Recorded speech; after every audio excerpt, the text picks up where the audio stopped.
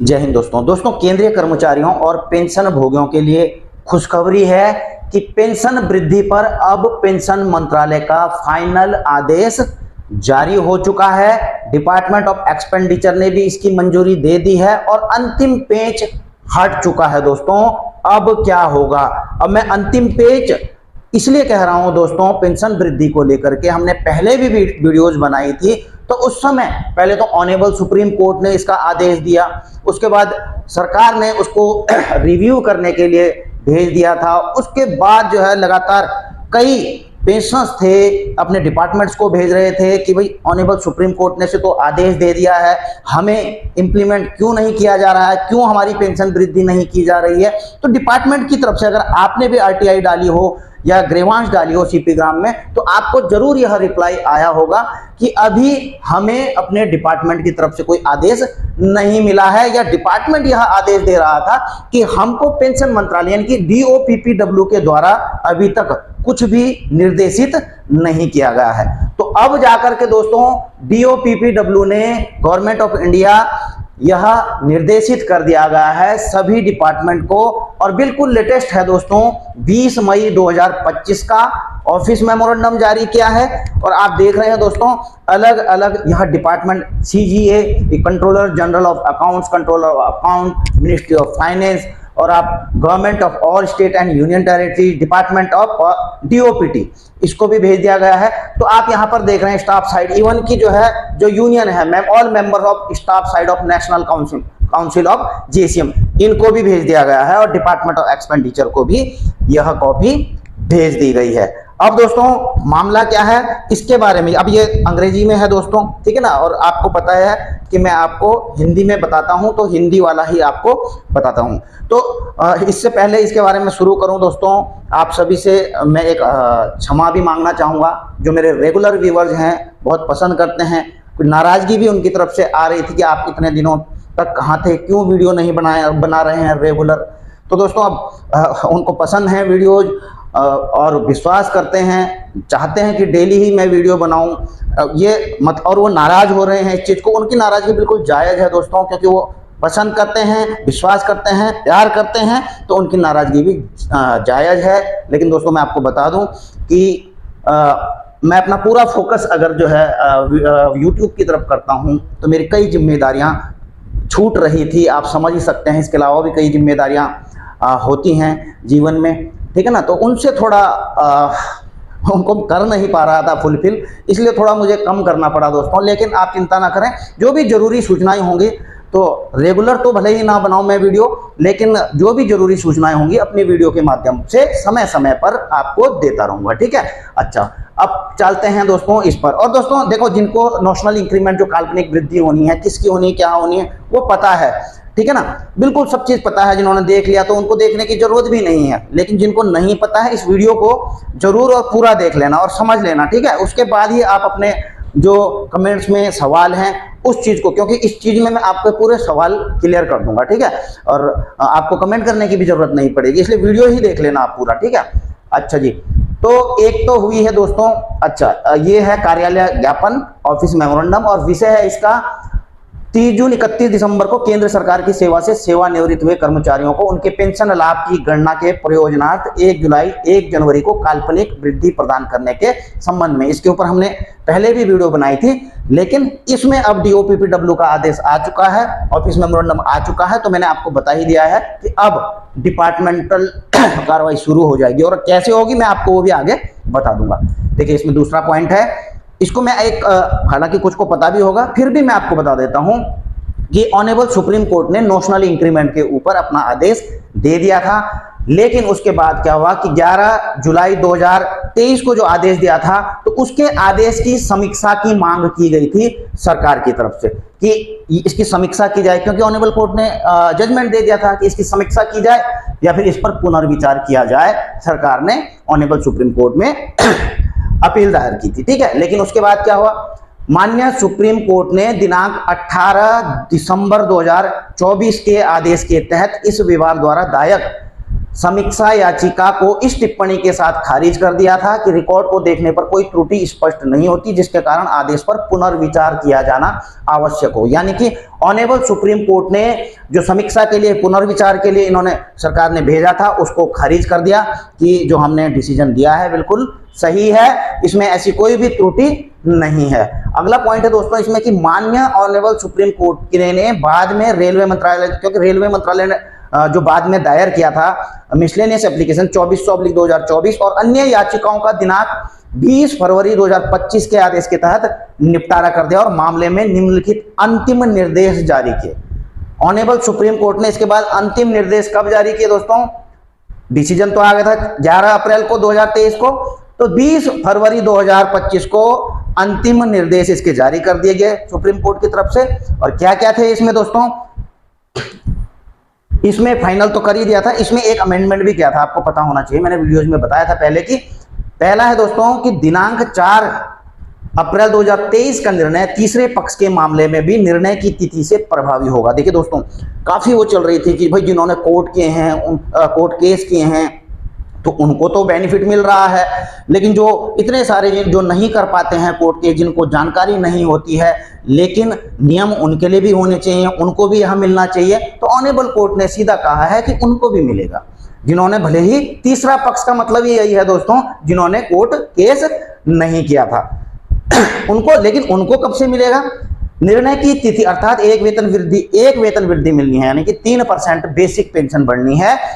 ध्यान में रखते हो पेंशन 1 मई 2023 को और उसके बाद दे होगी, यानी कि 23 से उनको 1 मई 2023 के बाद का जो भी उनका एरियर बन रहा होगा वो होगा, भले ही वो उससे पहले के 16 के 15, 14, 20 या 2006-7 के रिटायरी हैं, उन्होंने केस नहीं किया है, तो उनको मिलेगा 1 मई 2023 से बढ़ेगी उनकी एक इंक्रीमेंट और वो लगातार मिलती रहेगी, तो वो एरियर उनको मिल जाएगा। अगला दूसरा पॉइंट है इसमें जिन व्यक्तियों ने रिट याचिकाएं दायर की हैं और सफल हुए हैं, देखिए जिन्होंने केस किए थे और उस पर उनको सफलता भी मिली है, तो उनके लिए उक्त निर्णय में दिए गए निर्देश रिस जुडिकाटा के रूप में काम करेंगे और तदनुसार एक वेतन वृद्धि को लेकर बढ़ी हुई पेंशन का भुगतान करना होगा। देखो जिन्होंने केस किए थे सफल भी हुए, उनको डिसीजन मिल चुका, कोर्ट की तरफ से मिल चुका था, तो जो कोर्ट ने उनके लिए डिसीजन दिया है उनके लिए वही लागू होगा जो कोर्ट ने दिया है ऑलरेडी, कि भाई आपको 3 साल पहले का मिलेगा, 5 का मिलेगा, जो भी है, तो उनको वही दिया जाएगा जो कोर्ट ऑलरेडी दे चुका है पहले उनके ऊपर। आप इस चीज को समझ गए होंगे, ठीक है ना, जो भी उनको आदेश मिला है। अगला है दोस्तों सी में कि बी में दिए गए निर्देश लागू नहीं होंगे जहां निर्णय अंतिम रूप नहीं ले पाया, और ऐसे मामले जहां अपील पेश की गई या दायर की गई तो अपीलीय अदालत द्वारा उस पर विचार किया जाता है। देखिए अब ये वाले जो बी में जो आपको निर्णय दिया गया है, यदि केस फाइनल नहीं हुआ है तो फिर उनके लिए यह लागू नहीं होता है। अगर केस फाइनल नहीं हुआ, केस अगर फाइनल हो गया है तब जाकर के उनको ये लागू है जो कोर्ट ने दिया है, ठीक है ना। लेकिन अगर फाइनल नहीं हुआ है तो उनके लिए यही वाला नियम होगा कि उनको 1 मई 2023 से मिलेगा। अगला है इसका डी, यदि किसी सेवानिवृत्त कर्मचारी ने कैट में, high court, honourable supreme court के समक्ष हस्तक्षेप, अभियोग, रिट याचिका, मूल वेतन कुछ भी दायर किया है और एक वेतन वृद्धि सहित बढ़ी हुई पेंशन मूल आवेदन के लिए आवेदन दायर किए जाने के माह से 3 वर्षों की अवधि के लिए देय होगी। अब देखिए दोस्तों, जिन्होंने केस किया था, चाहे कैट में किया था, एफटी में किया था, चाहे आप हाई कोर्ट में, सुप्रीम कोर्ट में कहीं भी किया था दोस्तों केस, तो उनको जिस दिन उन्होंने केस किया था उससे उस महीने से 3 साल पहले से उनको लागू होगा, उसका एरियन उनको प्रदान होगा। आप समझ चुके हो, अगर 2022 में किया होगा तो 3 साल पहले भी का भी मिल जाएगा 2019 से, और जिन्होंने नहीं किया तो आप समझ ही रहे हैं 1 मई 2023 से उनको तो मिलना ही है। अगला है ये वाला, माननीय सुप्रीम कोर्ट के न्यायालय में निर्णय दिया कि उपरोक्त 3D में संदर्भित निर्देश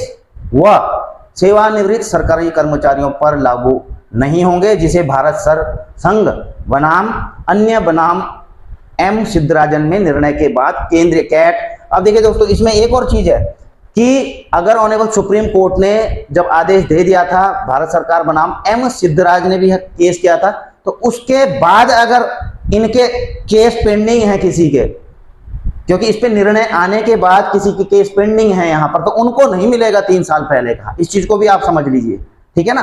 हाँ, अगर इनसे पहले निर्णय आने से, इस निर्णय के आने से पहले किसी ने केस किया है, भले ही वो पेंडिंग है, तो उनको भी 3 वर्ष पहले का मिलेगा जब से उन्होंने याचिका दायर की है।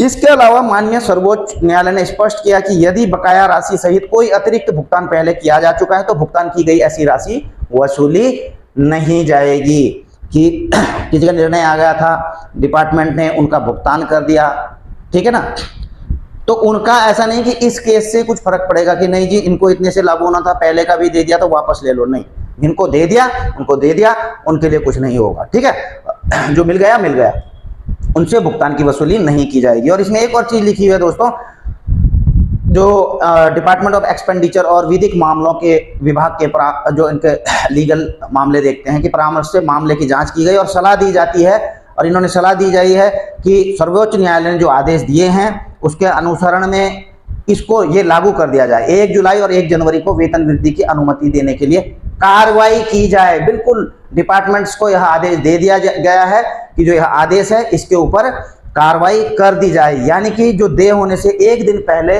30 जून या 31 दिसंबर को सेवानिवृत्त हुए हैं या हो रहे हैं। अब देखिए दोनों चीजें हैं, ये जो अभी सर्विस में है ना उनके लिए भी लागू है, इसलिए मैं आपको बता रहा था आगे इस चीज को जिक्र करूंगा मैं। जिन्होंने अपनी सेवानिवृत्ति असंतोषजनक कार्य और अच्छे आचरण के साथ अपेक्षित अहर्वक सेवा प्रदान की है। अब देखिए दोस्तों, उनका जो उनका सर्विस रिकॉर्ड है उनका कम से कम सेटिस्फैक्टरी होना चाहिए, तभी जाके मिलेगा, ठीक है ना। किसी डिसिप्लिनरी केस में उनको बाहर किया गया है कि 30 जून को वो उनको बाहर किया गया है, तो ऐसा उनको भी नहीं मिलने वाला है, ठीक है, इसके अनुसार में। और अगली चीज इसमें क्या है कि जो ये इंक्रीमेंट बढ़ने जा रहा है 3% पेंशन पर, या फिर एक इंक्रीमेंट बढ़ने जा रहा है तो उसमें उसका फर्क पेंशन लाभ नहीं मिलेंगे, उसमें पेंशनरी बेनिफिट, जैसे कि आप बोलोगे नहीं जी फिर तो हमको ग्रेचुइटी भी इस हिसाब से मिलनी चाहिए थी, कम्यूटेशन भी मिलना चाहिए था, तो उसका लाभ नहीं दिया जाएगा। ऑनरेबल सुप्रीम कोर्ट के आदेश में सीधा कहा गया है। अब जिनको पता नहीं है फिर भी मैं आपको एक और चीज बता दूं, नोशनल इंक्रीमेंट, काल्पनिक वृद्धि जिसे कहते हैं, वो किसको मिलना है। देखिए, एक तो 6वें पे कमीशन में, हालांकि मैं काफी बार बता चुका हूं, 6वें पे कमीशन में जो 30 जून 2006 से के बाद पेंशन आए थे, 30 जून 2006 के बाद, अच्छा इसको थोड़ा सा काट देता हूं मैं, ये गलत लिख दिया है, ठीक है।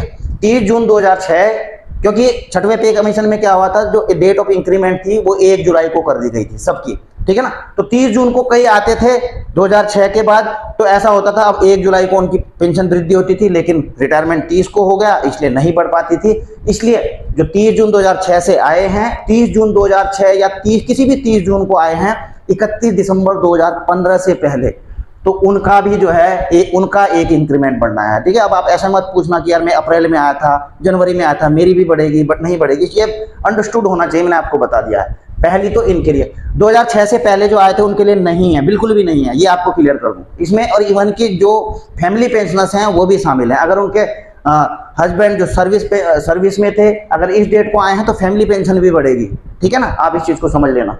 अगला जो है ये दूसरा पॉइंट क्या है इसमें दोस्तों, कि जो 7वें पे कमीशन के बाद रिटायरमेंट आए हैं 30 जून या फिर 31 दिसंबर को, 30 जून, क्योंकि 7वें पे कमीशन में क्या हुआ था दोस्तों, 2 डेट हो गई थी इंक्रीमेंट की, एक तो 1 जनवरी और दूसरी 1 जुलाई। तो जो भी जिसको बेनिफिशियल था सर्विंग के लिए, तो उनके लिए वो लागू किया गया। अब आप इस चीज को चेक कर लेना कि आपका इंक्रीमेंट कब लगता था, ठीक है। अगर 1 जुलाई को आपका इंक्रीमेंट लगता था और आप 30 जून को आए तो आपको बढ़ेगा। आप 31 दिसंबर को रिटायरमेंट आए और 1 जनवरी को अगर आपको लगता था इंक्रीमेंट तो आपका भी बढ़ेगा, ठीक है ना। अच्छा जी, अगला है इसमें बेनिफिट। एक तो जिन्होंने केस किया, मैंने आपको बता ही दिया कि जब डेट ऑफ फाइलिंग से 3 साल पहले का भी उनको एरियर मिलेगा। जिन्होंने नहीं किया उनको मिलेगा 1 मई 2023 के बाद, ये भी मैंने आपको बता दिया है, एरियर के साथ मिल जाएगा। और जो ऑन सर्विस हैं तो भविष्य में जो भी आ रहे हैं अभी 30 जून या 31 दिसंबर को, और उनका इंक्रीमेंट नेक्स्ट डे ड्यू रहता है, तो उनको भी इसका बेनिफिट मिलेगा। अब इस चीज को भी समझ गए होंगे कि DOPTW ने अब जो है आदेश जारी कर दिया है कार्यान्वयन के लिए। अब डिपार्टमेंट जो भी डिपार्टमेंट है दोस्तों, चाहे रेलवे का है, मिनिस्ट्री ऑफ डिफेंस है, अदर सेंट्रल गवर्नमेंट के जो भी डिपार्टमेंट हैं, वो आदेश जारी कर देंगे किसको, अपने रिकॉर्ड ऑफिसेज को, पे अकाउंट ऑफिसेज को।